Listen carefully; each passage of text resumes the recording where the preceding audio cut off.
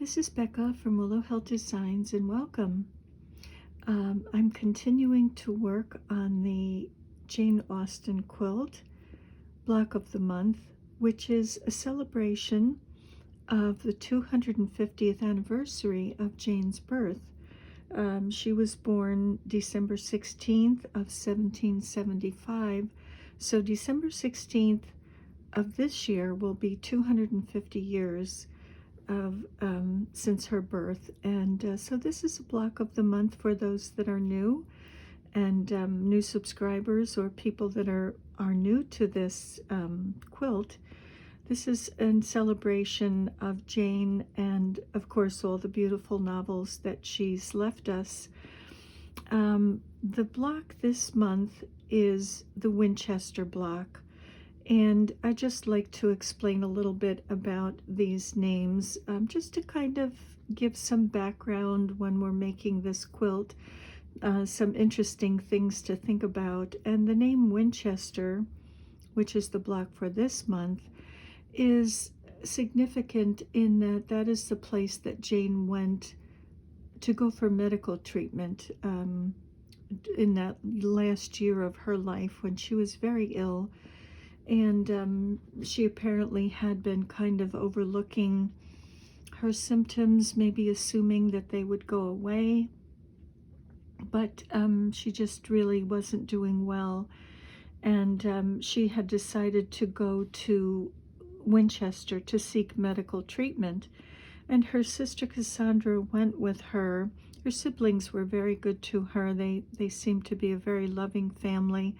Her older brother Edward had provided the home for her sister Cassandra and Jane and their mom and a friend to live, and so it was leaving Chawton, the Chawton house, to go to Winchester for this medical treatment.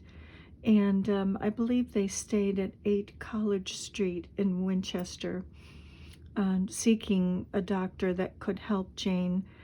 And unfortunately they couldn't help her, and we really don't know to this day what Jane was suffering from, whether it was, they think, possibly lymphoma or Addison's disease. They really don't know.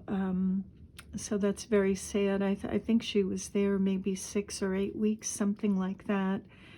And so she left. She passed while in Winchester. So that's the significance of the name of this block. And you can only wonder and think, if she hadn't gotten ill, what beautiful stories, what other stories would she have written and left with us to read, other than the 6 novels that she has. I think she had started a 7th Sanditon, but she hadn't finished that. I think there were only 12 chapters in that. But anyway, so that is kind of the background, or a little something to give us knowledge of why that name is included in the blocks of this block of the month. And these are some of the blocks that we've made already. And this is the Winchester block. This is my block. Let me just move that out of the way a little bit. Here we go.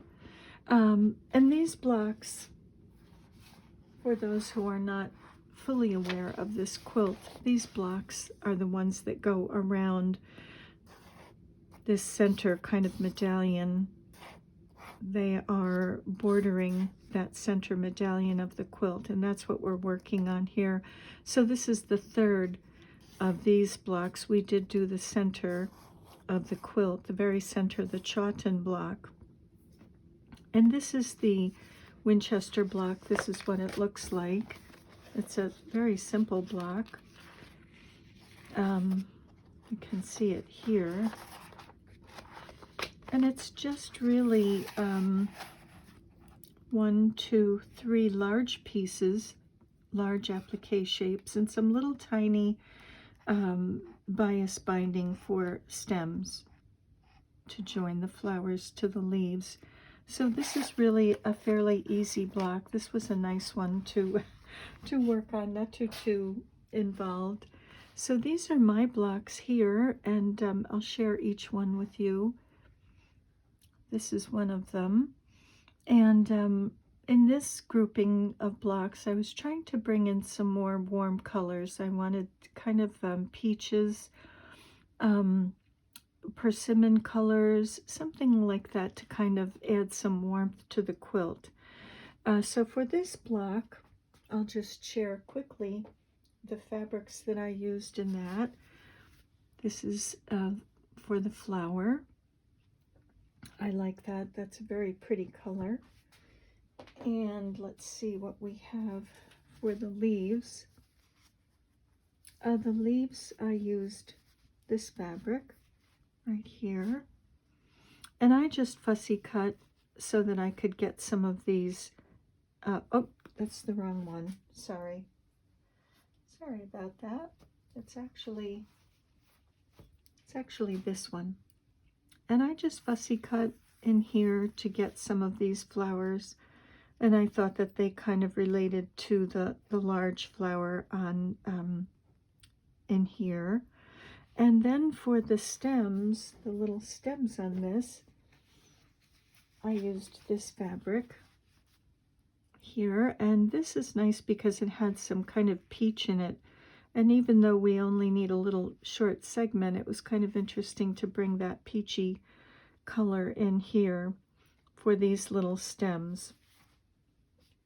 And for the for that kind of curved square in the center, I chose this, which is kind of a pale tomato color, kind of a tomato red, but on the pale side. And I tried to stay away from the paisleys and just kind of get the center portion. So that's what that is. So that's the first block. And again, trying to bring in those warm colors, I chose these colors for this block. And this is kind of a, it's a polka dot. It's got a persimmon kind of color and a brown dot on it. And excuse me, that is this right here, this fabric. And for those leaves, let's see, I used this fabric right here. I think this is by Two Sisters, and I just have a little bit of that left. So that is for the leaves here. And the center, let's see, do I have that here? No, I don't. I don't think I have that right here. But let's see. I have this one. And this is for these little stems. And again, I kind of chose areas with a little bit of pink on them to kind of speak to those flowers. And let's see if I have that other large fabric. Yes. And this fabric I used for the center. Oops, some threads here. I used this for, fussy cut this out for this center curved square. So I love that. I thought that that was just very striking there and kind of added a nice touch. So that's that block, and I'm still staying with those kind of warmer peach kind of and deeper persimmon colors for these blocks.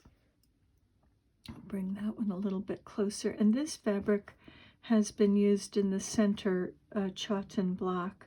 This is a Jane Austen fabric, and that is this one here. So this is one of the prettier fabrics that I thought in the Jane Austen reproduction fabrics. And this was fussy cut here for this center curved square. Let's see, and then for the leaves, I have just the tiniest little bit of this fabric left. So I just chose certain spots. I may be able to get another set of leaves out of this, but I I really love that. I think that's so pretty.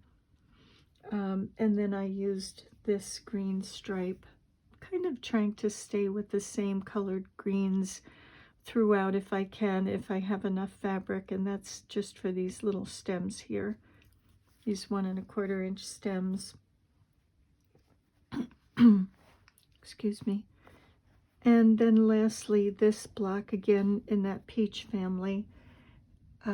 And this color, this fabric, a Jane Austen fabric reproduction, was also used in the center block, the Chawton block on my quilt, and also the one that was designed. And that is this one here, which is a very pretty fabric.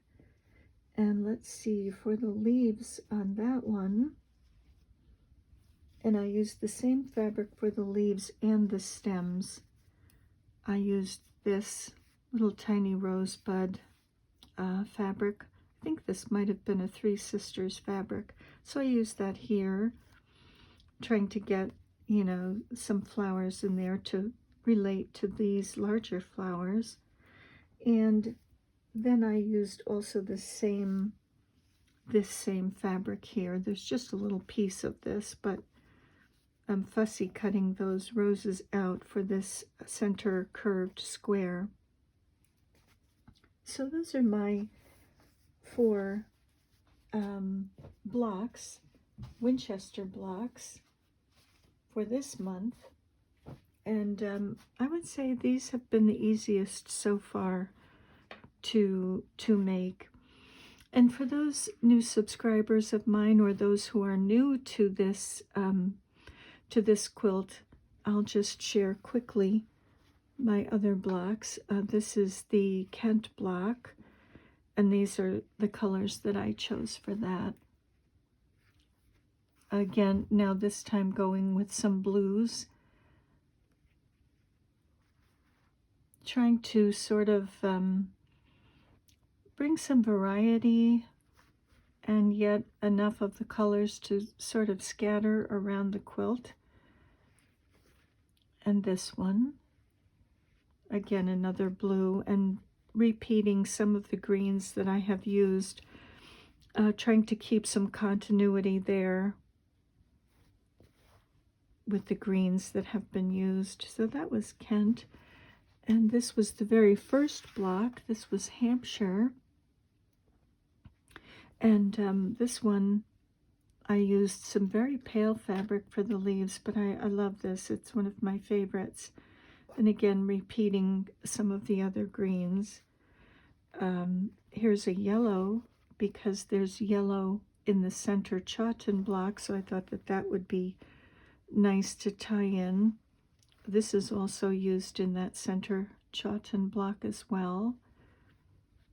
And then lastly, there's this kind of a tomato red color. So these are the first 3 blocks. This was the Hampshire, I believe. And the other with the blues was the Kent. So that would be these. And I guess I could put all of these together. Put all of these together for now. And then the Winchester blocks. And I thought I would just, actually I'll put that on top. And I thought I would share quickly too that when I'm setting a block up for applique, what I would do, now this one is been cut down to the 8.5 inch size, but when we start out we're told to cut a 10 inch size block. So what I do is I just take a ruler that I have, a Creative Grids ruler that is 8.5 inches. This is an 8.5 inch Creative Grids ruler, and I just place it on here. Being that I'm using the correspondence fabric, and there's writing, of course, on here, I try to line it up so that it looks as if it's fairly even, fairly level, and just trace around that with a friction pen around the 8.5 inches, and that gives me a perimeter where I know I'll be working within that perimeter. And then I just take another ruler and I will just measure, because this is 8.5, I will come over from that edge that has been drawn 4.25 inches and make a line down the center. And then again 4.25 and make a line down the center. And then lastly, draw a line from corner to corner, diagonal lines. And that truly does help you to place your elements on here. I started with this square in the center, and once the 4 points touched these diagonals, I knew that that was in the right spot. And then from there I could judge where to put the leaves. And then lastly, I did the flower on there. And measuring, I measured these flowers and they were 1 3/8 inches from this corner, just to keep it all kind of consistent, to help you and help your eye so that the block looks uniform. So that's just a little kind of a hint that may be helpful to laying out your blocks.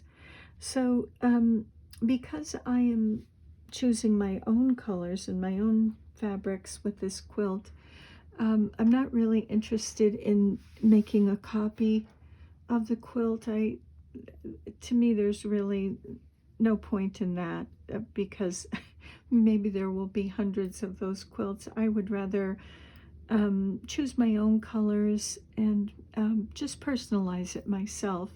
And because I'm doing that, I'm kind of working ahead, going out, and I will take the center block off the design wall and show you what I've done there, and how for me, working ahead is helping me to decide colors here for these blocks, and also how these colors will affect anything that comes out beyond this.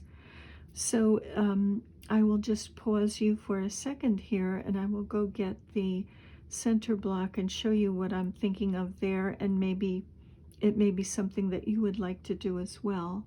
So I'll be back in a second. Okay, I'm back with my center block, and I've gone ahead and added the checkerboard border to the outside. Let's see if I can just zoom out to kind of help you there.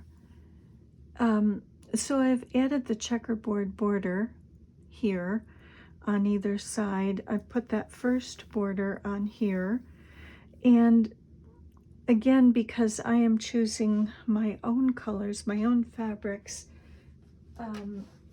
this border was to be this fabric, and I just wasn't crazy about that fabric. It just didn't really help me. I bought it because I thought, in case I can't find something that works with this quilt, I'll use this. But so I changed this color out, and when I changed that, I liked this red in here. And so the next border, let's see, if we look at the picture, if we look at the picture here of the quilt, that next border out is these flying geese out here that surround this center Chawton block. And the fabric that they told us to use for that, for those flying geese, was this color. And I just didn't really care for that. I mean, there's really nothing wrong with it, but it's kind of like a brownish plum. I don't really know what you'd call that color. Kind of a plum, brownish plum color, but I just didn't care for that. So I decided to go with this color red for my flying geese. And this is by Renee Nanneman. I think this is from the Wildflowers line, but I loved that. I thought it kind of spoke to the reds in the center here and in the border. And so I used that for the flying geese going around this center portion. So I'm building on that color story. So this is the flying geese border that I've chosen to make. And I'll just try to move this over. Let's see, how can I? So that will go there, actually up there. I'll bring that down a bit. And this will go across the top. And there are 4 of those. So there's 2 others of those borders. One will be on this side. Oops, wrong way. And one on the bottom. But I suppose I could move this over a touch more. So you kind of get the idea of this pretty bright border around the center of this quilt. And I really loved that. I thought that that just brightened everything up. And so what I decided to do to tie in this flying geese border with this border around the center block, I added a flange to that. And that may be something that you would like to do if you think whether you're using the same color that they prescribed in the pattern, that this color, whether you'd like to add that to that border to kind of tie in with this. I just feel like it kind of gives a little extra interest to it. And that is really very simple to do. All that is I cut a 1-inch strip of this red, and I think they were 18.5 inches and maybe 20.5 inches for these, and by 1 inch, and then I just would take it and fold it in half. You can press it or not, depending on your preference. I'll just press this here just to kind of make it stay there. So that is your flange. So what you would do is, if you had your quilt top, say this was your quilt top here, and you would just lay that flange on their raw edges to raw edges of your border here. And then whatever piece you're adding on up here, you would just take that and put those right sides together. And all the raw edges are meeting there, so that when that is sewn and you fold this back, you have your flange there. And I would press the seam out that way to help this to lay flatter. And that's really simply as simple as it is. It's just very simply done. You can see it here. The flange is laid on this border, and this checkerboard is laid on top of that.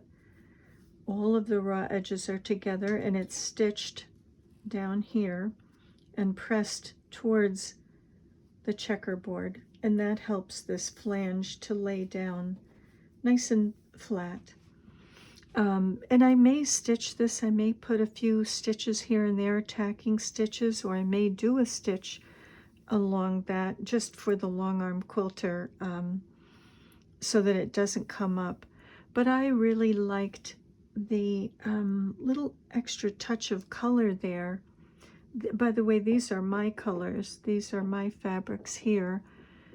And they really go so nicely with the Jane Austen fabric here that is that they tell you to use in the pattern. So some of my fabrics blend in nicely with the Jane Austen fabrics, and then the ones that I didn't like, that, like the one for these flying geese, I just took that out and changed it. And because I'm doing my own fabrics and my own colors with this, I kind of need to know how it's shaping up and how things will work together as we work out. And for this next border that they show here on this quilt, on Jane's quilt, this is done on the confetti cotton, that solid ivory, and as well as these applique blocks. And I didn't use that for the applique blocks. I used the correspondence fabric here and also on the Chawton block. So this and these, the backgrounds match here. There's continuity there. Just because I loved her correspondence fabric. I think it's beautiful, and I think it's nice to have it in the background. But for this, I didn't really want to use that white, that solid, kind of an off-white, I guess.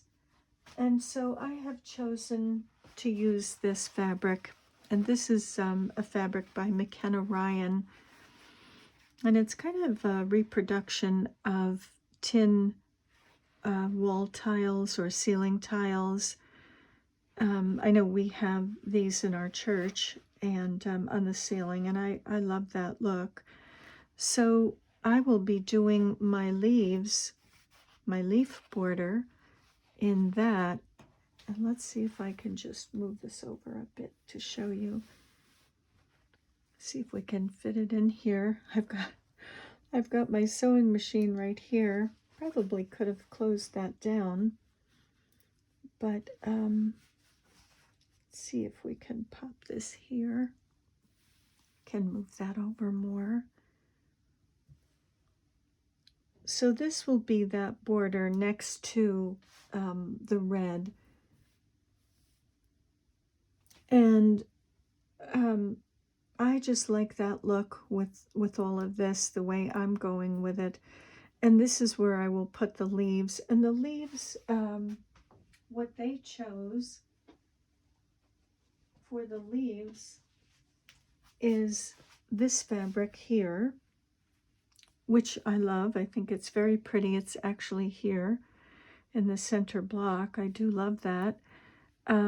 But it just didn't feel like leaves to me for some reason. I mean, it is very pretty, but I just didn't feel it felt like leaves. So I decided to use this fabric for the leaves. This will be my leaves. And I don't know, I just kind of like that a little bit better. On here, I think it looks a little more leafy.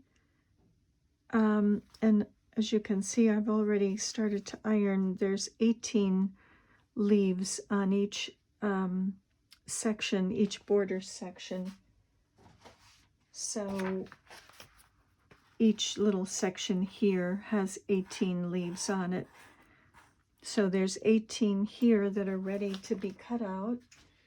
And I can attach in the description box the video last time where I show my applique method, where I just use this fusible Floriani to do that, cutting out about 1/4 inch around and then folding it over the template and then applying them. That's how these appliques were done. So I'm pretty sure I'm going to go with this color leaf as opposed to this. But again, we'll see. And then for those corner blocks that will be up above that border, I will use these for the applique. And they will tie in with that. So let's see, up here we have these corner blocks that meet the leaves, meet these flowers. So I'll be doing my applique. I'll be doing probably a red flower as well up here. And that will be done on these blocks. So that will all tie in with this as this ties in together. So, and continuing to move out from there towards the outer edge of the quilt, there is a large block out here, kind of a closely packed floral that borders all of the applique blocks that we're making here. So there's that this floral, a large block, 8.5, I'm guessing, or looks like it might be a little bit larger. And I didn't want to use that either. So I'm thinking of using this one for that large block. So this would be out and beyond these blocks. I'll just pop that there. Well, let's just move that for now. So it would be out here. And I'm thinking maybe I will use that. And I kind of like that because it ties in with this red here. I'll try to bring in a little bit of lavender to tie that in as well. And again, they use that border here, goes around this that outer portion, and I don't care for that so much. So I'm thinking that I will use this, which goes with that fabric there. That's, I think, also from the Wildflower line by Renee Nanneman. So I think I will use a very narrow border. Hard to make this big piece, but I think I will be using a narrow border of that to tie in.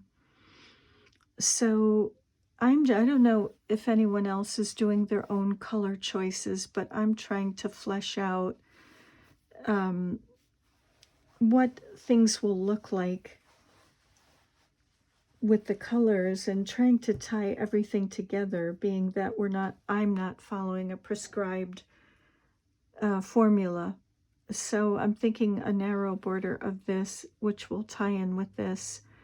And these kind of speak to these colors in here as well. So that's where I am so far. Oh, sorry, I don't mean to make this too long.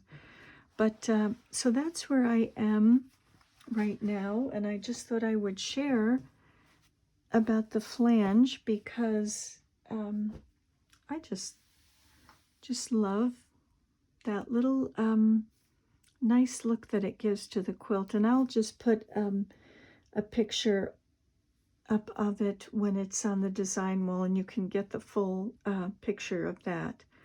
So let's see. I will just end with, these are my Hampshire blocks, and I think they'll look nice with the other colors in this quilt. That relates to that, and this color is in one of these blocks. So hopefully it all works out.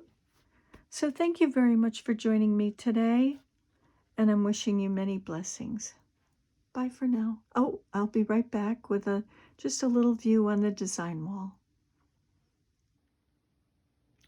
So here it is on the design wall, and you can just see how that red border kind of gives it such a nice bright pop.